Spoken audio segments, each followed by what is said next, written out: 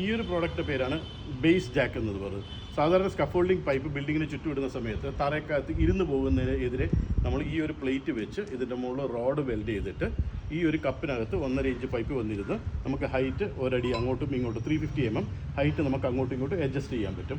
അതിന് വേണ്ടിയിട്ടാണ് ഈ ബേസ് ജാക്ക് എന്ന് പറയുന്ന ഈ പ്രോഡക്റ്റ് നമ്മൾ ഡെവലപ്പ് ചെയ്തെടുത്തിരിക്കുന്നത്.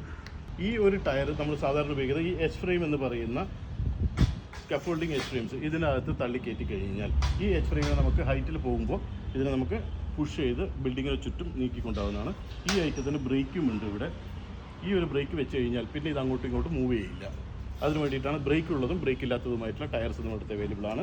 ഇത് എച്ച് ഫ്രെയിമിനകത്ത് നമുക്ക് ഇൻസേർട്ട് ചെയ്ത് കഴിഞ്ഞാൽ എച്ച് ഫ്രെയിമിൽ നമുക്ക് മൂവ് ചെയ്യാം, പോർട്ടബിൾ ആക്കി നമുക്ക് യൂസ് ചെയ്യാൻ പറ്റും.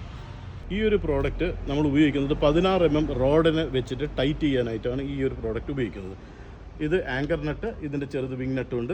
ഇത് 16 mm റോഡിനകത്ത് നമ്മൾ വെച്ചിട്ട് ടൈറ്റ് ചെയ്ത് കഴിഞ്ഞാൽ ഈ രീതിയിൽ ടൈറ്റ് ചെയ്ത് കഴിഞ്ഞ് കഴിഞ്ഞാൽ അപ്പുറം രണ്ടറ്റത്തും ഓരോന്ന് വെച്ച് ടൈറോഡ് ടൈറ്റ് ചെയ്യുന്നു. ടൈറോഡ് സാധാരണ വരുന്ന 3 മീറ്ററാണ്. അത് ആവശ്യാനുസരണം കട്ട് ചെയ്ത് നമുക്ക് ഉപയോഗിക്കാവുന്നതാണ്. 1/2 മീറ്റർ, 1 മീറ്റർ, അങ്ങനെ 1.5 മീറ്റർ എങ്ങനെ വേണമെങ്കിൽ നമുക്ക് കട്ട് ചെയ്ത് ഉപയോഗിക്കാവുന്നതാണ്.